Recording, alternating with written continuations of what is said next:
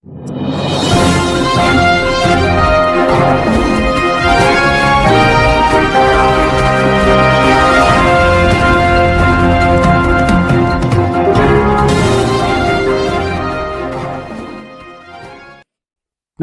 వార్తలకు స్వాగతం. ముందుగా ముఖ్యాంశాలు. టీడీపీ లీడర్ ప్రెస్ మీట్, పలు అంశాలపై వివరణ.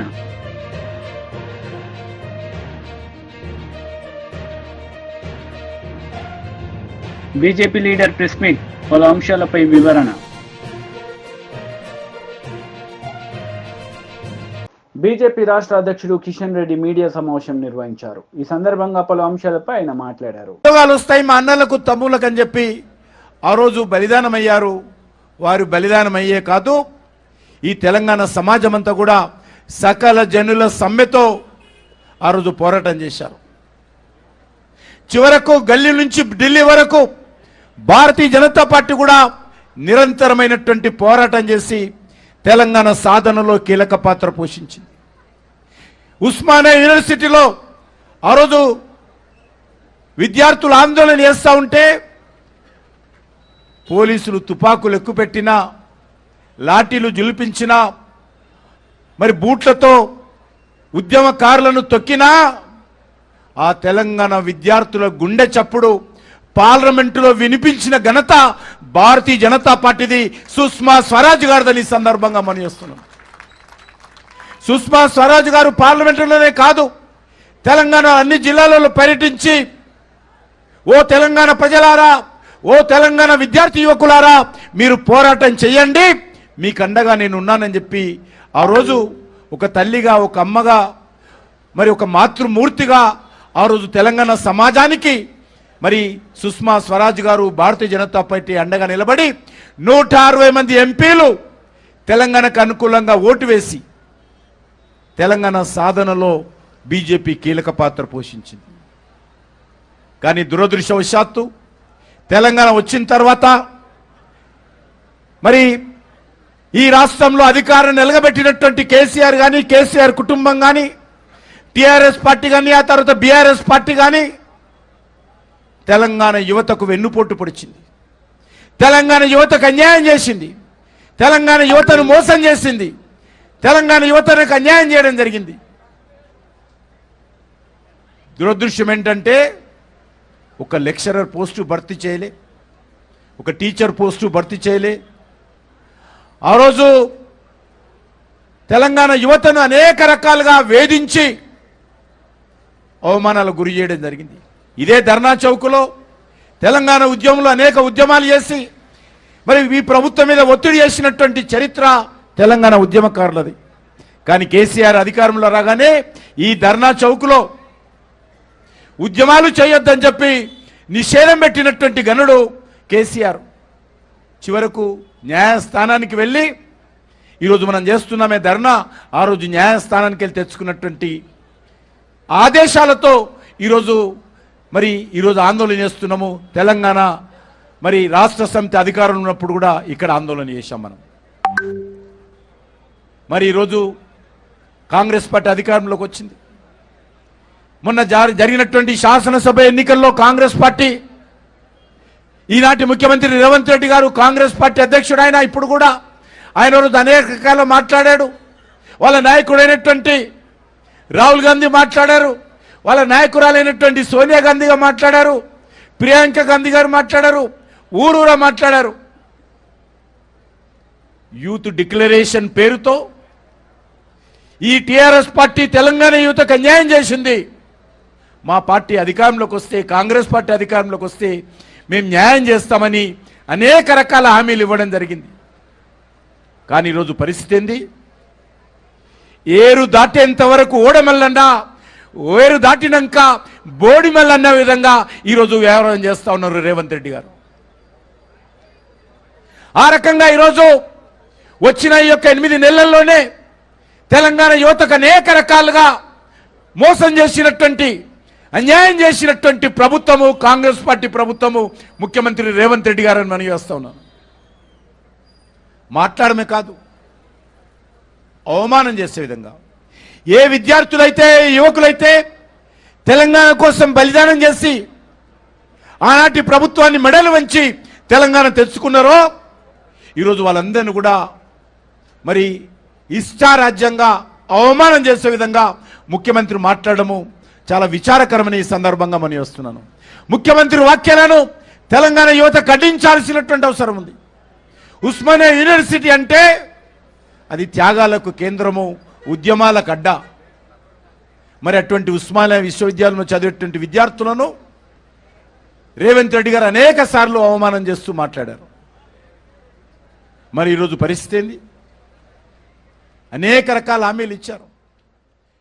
ఈరోజు వైసీపీ లీడర్ మీడియా సమావేశం నిర్వహించారు. ఈ సందర్భంగా పలు అంశాలపై ఆయన మాట్లాడారు. అలాగే ప్రజల్లో ఒక రకమైనటువంటి భయాందోళనలుకి గురి చేసే విధంగా జరుగుతున్నటువంటి పద్ధతుల్ని అన్నిటినీ కూడాను మొత్తం డిస్కస్ చేయటం, దానికి తగిన విధంగా ఆ పద్ధతుల్ని ఎలా ఆపాలి అనే విధంగా గవర్నమెంట్కి తెలియచెప్పాలి గట్టిగా. అలాగే సెంట్రల్ గవర్నమెంట్లో కూడా మొత్తం అంతా కూడాను వాళ్ళ దృష్టికి తీసుకురావాలి.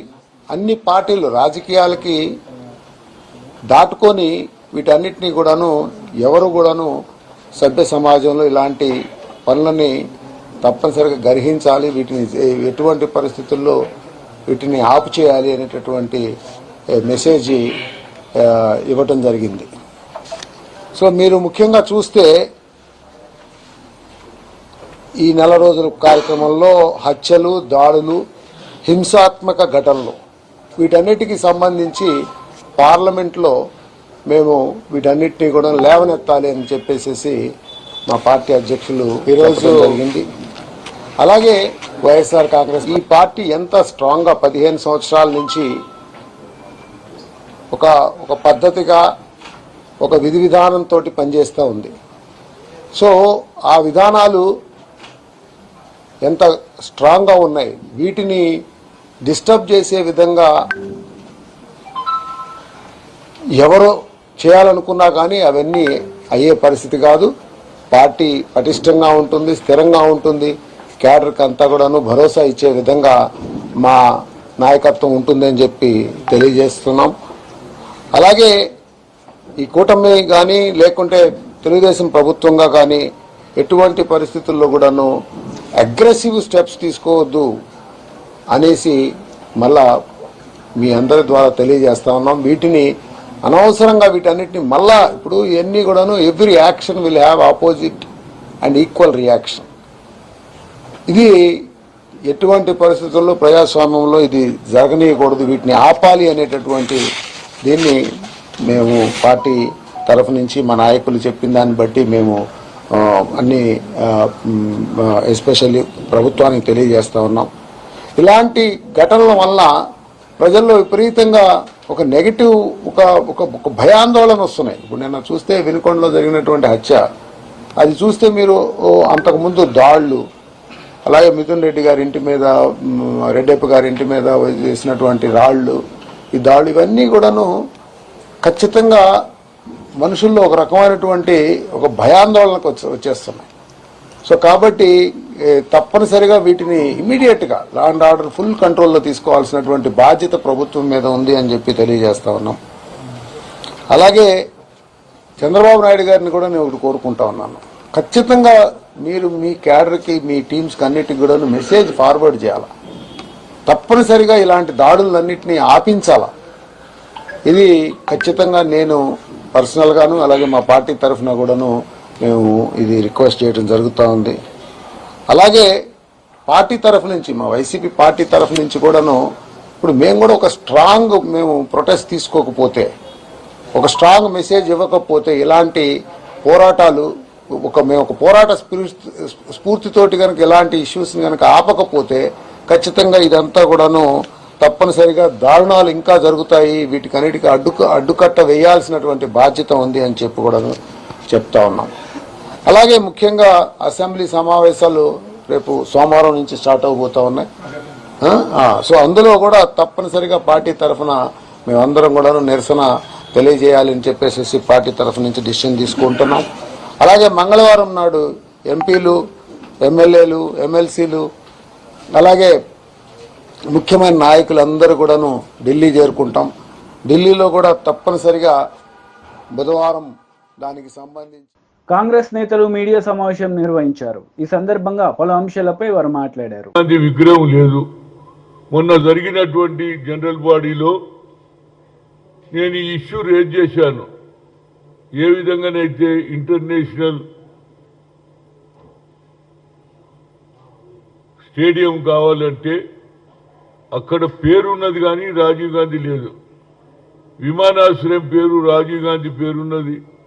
అదేవిధంగా దీన్ని కూడా చేయాలని గతంలో వాళ్ళే హైదరాబాద్ క్రికెట్ అసోసియేషన్ నన్ను అప్రోచ్ కావడం, సోనియా గాంధీని కలవడం, ఆ తర్వాత సోనియా గాంధీకి చెప్పారు కూడా, అమ్మ మేము రాజీవ్ గాంధీ పేరు పెడతామని. ఇవన్నీ జరిగిపోయినాయి. కానీ మొన్న జనరల్ బాడీ మీటింగ్లో యునానిమస్గా అందరూ ఒప్పుకున్నారు. ఆ స్టాచ్యూ కూడా తయారవుతుంది.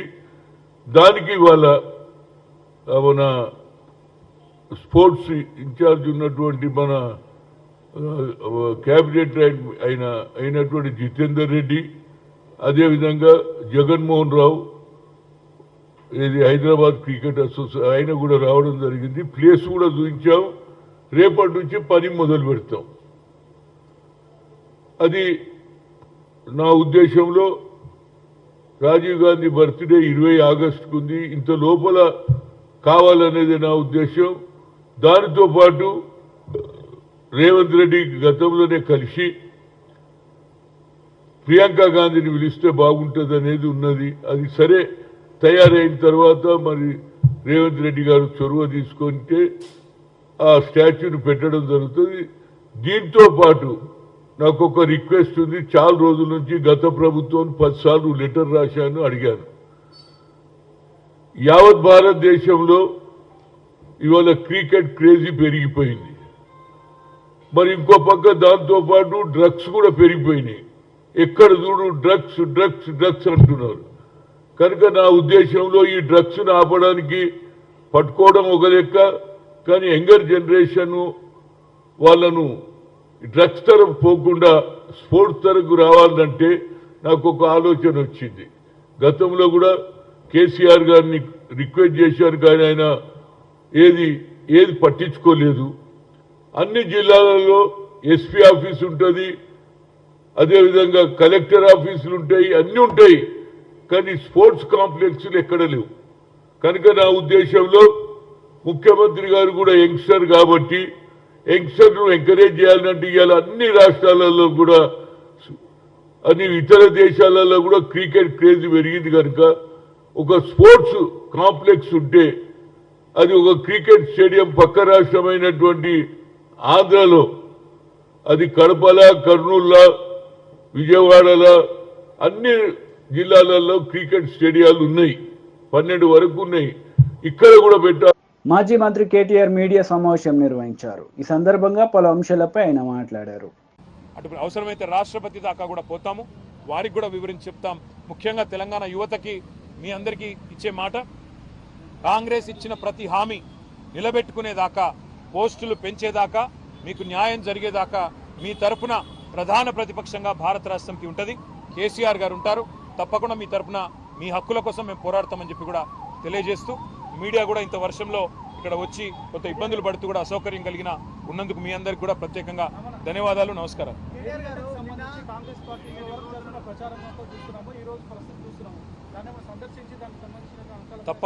తప్పకుండా ఆలోచన చేస్తూ ఉన్నాము.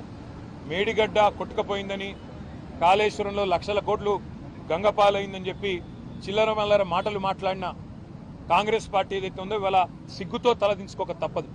మేము మొదటి నుంచి చెప్పింది ఒకటే, అక్కడ జరిగింది చిన్న విషయం తప్ప పెద్దదేం కాదని చెప్పినాం. అన్నట్టుగానే కొన్ని రోజుల్లోనే రిపేర్లు పూర్తి చేసినారు. ఈరోజు ఒక వరదలాగా నీళ్ళు వస్తూ ఉంటే కూడా ప్రాణహితలో గోదావరిలో తట్టుకొని ఇవాళ మేడిగడ్డ నిలబడ్డమే కాళేశ్వరం ప్రాజెక్టు యొక్క గొప్పతనానికి సాక్ష్యం అని చెప్పక తప్పదు. తప్పకుండా తొందరలో సందర్శిస్తాం. ప్రజలకు కూడా ఆ విజువల్స్ తీసుకొచ్చి ప్రజలకు కూడా వివరంగా చెప్తాము. తప్పకుండా వాటిని మీ ద్వారా కూడా ప్రజలకు చూపెడతామని చెప్పి కూడా తెలియజేస్తాం. కోచింగ్ సెంటర్ లాభం కోసం కొంతమంది ప్రైవేట్లు ప్రయత్నం చేస్తున్నారు, క్యాన్సిల్ చేయమన్నారు. నిన్న క్యాన్సిల్ చేశారు. ఇప్పుడు రేవంత్ రెడ్డి గారు మొన్న ఒక మాట అన్నారు, నెలకు 100 కోట్లు లాభం వస్తుంది కోచింగ్ సెంటర్లకు ఉద్యోగాలు వాయిదా వేస్తే అన్నారు. మరి ఇప్పుడు 4 నెలలు వాయిదా వేశారు. మరి 400 కోట్లు ఆయన చెప్పిన ప్రకారం 400 కోట్లు మరి లాభం వచ్చింది అనుకుందాం. మరి అందులో ఏమైనా వాటాలు ముట్టినాయేమో కాంగ్రెస్ పార్టీకి ఆయనే చెప్పాలి. Thank you.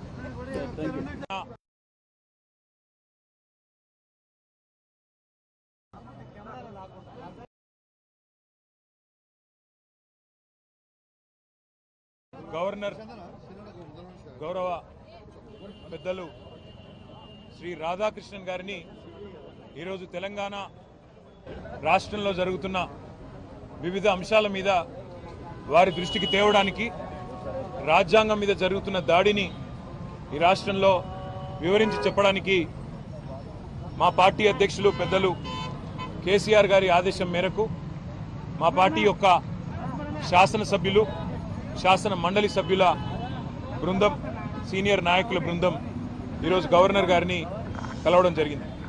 ఇందులో అందుబాటులో ఉన్న వాళ్ళందరం కూడా పాల్గొన్నాము. మాజీ మంత్రులు, ఎమ్మెల్యేలు, ఎమ్మెల్సీలు. ప్రధానంగా రెండు ముఖ్యమైన అంశాలు గవర్నర్ గారి దృష్టికి తీసుకొచ్చినాం. అందులో మొదటిది, రాష్ట్రంలోని నిరుద్యోగ యువత, రాష్ట్రంలోని విద్యార్థులకు కాంగ్రెస్ పార్టీ, ప్రస్తుత ముఖ్యమంత్రి రేవంత్ రెడ్డి గారు కానీ, అదేవిధంగా ఈరోజు పార్లమెంట్లో ప్రతిపక్ష నాయకుడు రాహుల్ గాంధీ గారు కానీ ఆనాడు ప్రతిపక్షంలో ఉన్నప్పుడు ఏమేం హామీలు ఇచ్చినారు, ఏ రకంగా వాటిని వాళ్ళ తుంగలో దొక్కుతూ అప్రజాస్వామికంగా విద్యార్థుల మీద దాడులు, నిర్బంధాలు, కేసులు, న్యాయం అడిగిన విద్యార్థుల మీద లాఠీలు విరగొడుతూ ఒక భయానకమైన వాతావరణం. తెలంగాణ ఉద్యమ సమయంలో ఎట్లా అయితే యూనివర్సిటీలలో, కాలేజీ క్యాంపస్లలో, హైదరాబాద్లో ఒక భయానకమైన వాతావరణం ఆనాడు విద్యార్థుల మీద దాడుల్లో చూసినామో, అదే రకమైన వాతావరణం మళ్ళీ తిరిగి ఈరోజు పునరావృతం అవుతుందని చెప్పి గవర్నర్ గారి దృష్టికి తీసుకొని రావడం జరిగింది. ముఖ్యంగా గవర్నర్ గారికి చెప్పింది ఏమంటే, మొదటి సంవత్సరంలోనే, ప్రభుత్వం ఏర్పడ్డ మొదటి సంవత్సరంలోనే 2 లక్షల ఉద్యోగాలు ఇస్తామన్న రాహుల్ గాంధీ గారి మాట, జాబ్ క్యాలెండర్ అని చెప్పి పత్రికల్లో పుంకాలుగా ఫ్రంట్ పేజీల్లో ఇచ్చిన అడ్వర్టైజ్మెంట్లు, ఇవన్నీ కూడా వారి దృష్టికి తీసుకొచ్చినాం. గ్రూప్ 1, గ్రూప్ 2, గ్రూప్ 3 ఈ 3 నోటిఫికేషన్లు కూడా గతంలో కేసీఆర్ గారు ముఖ్యమంత్రిగా ఉన్ననాడు ఇచ్చిన వాటిని తిరిగి రద్దు చేసి కొత్త వాటిని ఇస్తాం, పోస్టుల సంఖ్య పెంచుతామని చెప్పి కాంగ్రెస్ పార్టీ ఇచ్చిన మాటను గుర్తు చేసినాం. దాంతోపాటు జాబ్ క్యాలెండర్ ఇంతవరకు నిలబెట్టుకోలేదు, ఒక్క నోటిఫికేషన్ కూడా ఇవ్వలేదు అనే మాట కూడా గవర్నర్ గారి దృష్టికి తీసుకొచ్చినాం. దాంతోపాటు మెగా డిఎస్సి అన్నారు, అది కూడా చేయలేదు. నిరుద్యోగులకు నిరుద్యోగ భృతి ఇస్తాం 4000 ఉద్యోగం దొరికే వరకు అన్నారు, అది కూడా చేయలేదనే మాట కూడా గౌరవ గవర్నర్ గారి దృష్టికి తీసుకొచ్చినాం. అన్నిటికీ మించి సిటీ సెంట్రల్ లైబ్రరీలో ఉన్న చదువుకుంటున్న విద్యార్థులను బయటికి ఇడ్చుకొని రావడం, ఉస్మానియా యూనివర్సిటీ హాస్టల్లో ఉన్న విద్యార్థులను ఇవాళ వారి మీద దాడులు చేసి మరి పోలీసులు అప్రజాస్వామికంగా వ్యవహరించడం, ఇవన్నీ కూడా టీడీపీ లీడర్ మీడియా సమావేశం నిర్వహించారు. ఈ సందర్భంగా పలు అంశాలపై ఆమె మాట్లాడారు. ఫేక్ జగన్మోహన్ రెడ్డి యొక్క ఫేక్ ప్రచారాలు, ఫేక్ మాటలు, ఫేక్ చేష్టలు మళ్ళీ స్టార్ట్ అయ్యాయి. ఎందుకనంటే అబద్ధం, అసత్యం, బూటకం, ఫేక్ మాటలు ఇవన్నీ కలగలిపి రంగరిస్తే జగన్మోహన్ రెడ్డి వైఎస్ఆర్సీపీ పార్టీ, అందులో డౌటే లేదు. ఎందుకనంటే ఇవాల్టి రోజున కూటమి ప్రభుత్వం అధికారంలోకి వచ్చినటువంటి మొదటి రోజు నుంచి చూస్తే విపరీతంగా విషం చిమ్మటమే ఒక ధ్యేయంగా పెట్టుకున్నటువంటి జగన్మోహన్ రెడ్డి అండ్ బ్యాచ్. ఈ మాట ఎందుకు అనాల్సి వస్తుంది అనంటే, మీరు చూస్తే గత 35-36 రోజులుగా, అంటే కూటమి ప్రభుత్వం అధికారంలోకి వచ్చిన రోజు నుంచి కూడా కంటిన్యూస్గా ఫేక్ వార్తలు ప్రచారం చేయడం, వాళ్ళకు సంబంధించినటువంటి ఆ ఛానల్స్లో ఫేక్ వార్తలు ప్రసారం చేయడం, ఫేక్ ప్రచారాలు చేయడం, అలానే సోషల్ మీడియాలో అసలు విచ్చలవిడిగా మాట్లాడడం, ఇవన్నీ చేస్తూనే ఉన్నారు.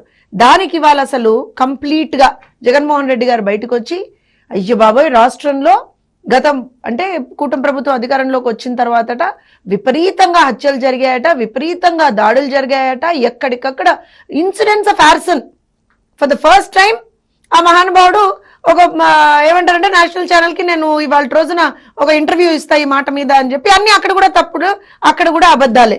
ఒకటి ఇవాళ రోజున మనం గనక తీసుకుంటే, ఆ పార్టీకి సంబంధించినటువంటి ఒక వ్యక్తి చనిపోయాడు, అతన్ని హత్య చేశారు. చేసుకున్నది అక్కడ జరిగింది ఆ పార్టీకి సంబంధించినటువంటి ఇద్దరు వ్యక్తుల మధ్య ఒక పర్సనల్ గొడవ ఏదైతే ఉందో దానికి సంబంధించి ఏదైతే ఇదివరకే అంటే ఆల్మోస్ట్ నాకు తెలిసి 2024 జనవరిలోనే, ఎందుకంటున్నానంటే ఇది దానికి సంబంధించినటువంటి ఒక ఎఫ్ఐఆర్ కాపీ.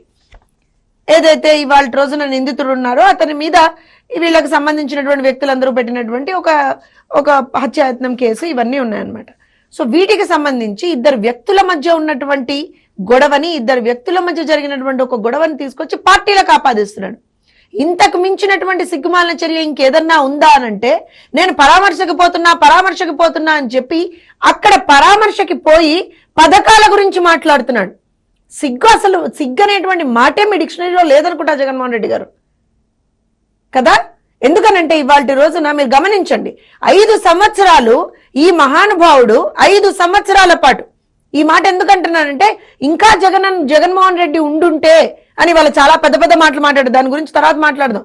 కానీ నీవున్న 5 సంవత్సరాల్లోనే వేల సంఖ్యలో దాడులు, వేల సంఖ్యలో హత్యలు ఇన్ని జరిగినా సరే ఏ రోజున కనీసం నోరు మెదపనట్టు నీవు అంటే ఒక 15 ఏళ్ల పిల్లవాడిని నడి రోడ్డు మీద పెట్రోల్ పోసి తగలబెట్టేస్తే ఎక్కడా మాట్లాడనటువంటి నీవు, నీ పార్టీకి సంబంధించినటువంటి ఒక ఎమ్మెల్సీ ఒక దళిత యువకుడిని చంపేసి ఆ శవాన్ని డోర్ డెలివరీ చేస్తే కనీసం మాట్లాడనటువంటి నువ్వు ఇవాటి రోజున ఆ రోజున నీ ఇంటికి ప్రాబబ్లీ ఒక కూతవేటు దూరంలో, తాడేపల్లి ప్యాలెస్ ఒక కూతవేటు దూరంలో ఒక అభాగ్యురాలి మీద అత్యాచారం జరిగితే కనీసం మాట్లాడనటువంటి నువ్వు ఇవాల్టి రోజున బయటకు వచ్చి పరామర్శ అనేటువంటి ఒక పేరు చెప్పుకొని బయటకు వచ్చి ప్రభుత్వం మీద విమర్శలు గుప్పిస్తావా, ప్రభుత్వం మీద విషం చిమ్ముతావా, వెళ్ళి నేను ఢిల్లీలో ధర్నా చేస్తానంటావా? మరి అన్ని సంఘటనలు జరిగినప్పుడు ఏ రోజున నువ్వు ఢిల్లీలో ధర్నా చేయలేదే, ఏ రోజున మాట్లాడలేదే, నీ ప్రభుత్వమే ఉండిందే, ఎందుకు కనీసం నోరు మెదపలేదు, ఎందుకు అమర్నాథ్ గౌడ్ కుటుంబానికి నువ్వు అండగా నిలబ బీఆర్ఎస్ లీడర్ మీడియా సమావేశం నిర్వహించారు. ఈ సందర్భంగా పలు అంశాలపై ఆయన మాట్లాడారు. రంగాలలో కష్టాలు పొందుతున్నారో అనుభవిస్తున్నారో తెలుసు. ఈరోజు చాలా మంది గ్రామాలలో ఫలానా రైతులకు మేము రుణమాఫీ చేసినామని చెప్పి పేర్లతో ప్రకటన చేస్తున్నారు. చాలా సంతోషం. ఈ సందర్భంగా అధికారులను, కాంగ్రెస్ నాయకులను, ప్రజాప్రతినిధులను డిమాండ్ చేస్తున్నాం. ఆ గ్రామంలో, ఆ యూనిట్ లో ఉన్నటువంటి రైతులకు రుణమాఫీ చేయని స్థితిలో ఎంతమంది ఉన్నారు, ఆ గ్రామంలో ఎంతమందికి రుణమాఫీ చేసిండ్రు, ఎంతమందికి చేయలేదు, వాళ్ళ పేర్లు కూడా చేయండి. ఒకవేళ చేయకుంటే ఎందుకు రుణమాఫీ చేయలేదో మీరు స్పష్టంగా ప్రజలకు, రైతులకు తెలియజేయవలసిన బాధ్యత మీపై ఉన్నదని కూడా ఈ సందర్భంగా కాంగ్రెస్ ప్రభుత్వాన్ని డిమాండ్ చేస్తున్నాం. గతంలో చూస్తే 11 విడతలలో 72,000 కోట్ల రూపాయలు రైతు బంధు ద్వారా 30,000 కోట్ల రుణమాఫీ చేసినటువంటి ఘనత గత ప్రభుత్వం కేసీఆర్ గారికి దక్కిందని కూడా ఈ సందర్భంగా తెలియజేస్తున్నాను. మరి ఒక పక్క రైతులు అనుకోండి, నిరుద్యోగులు అనుకోండి, విద్యార్థులు అనుకోండి, అనేక వర్గాల ప్రజలకు మోసం చేసి కాలయాపన చేసి 7 నెలలు గడిచింది. ఇదొక పక్క అయితే, మరో పక్క పేదవాడు పొట్టకూటి కోసము గ్రామీణ ప్రాంతాల నుంచి పట్టణాలకు వచ్చి ఎక్కువ ప్రభుత్వ స్థలాల్లో లేక ఇతరత్ర స్థలాలలో ఎండిపోయినటువంటి చెరువుల్లో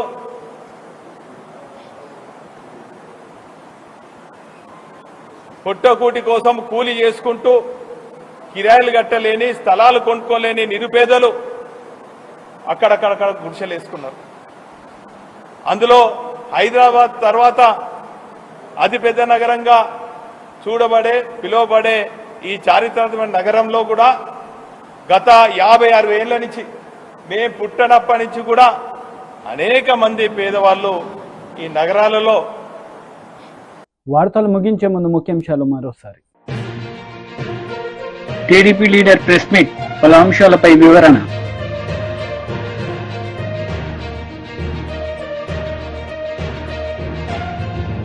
బీజేపీ లీడర్ ప్రెస్ మీట్, పలు అంశాలపై వివరణ. ఈ వార్తలు ఇంతటితో సమాప్తం. తిరిగి ప్రసారమయ్యే వార్తల్లో మళ్ళీ కలుద్దాం. అంతవరకు సెలవు. నమస్తే.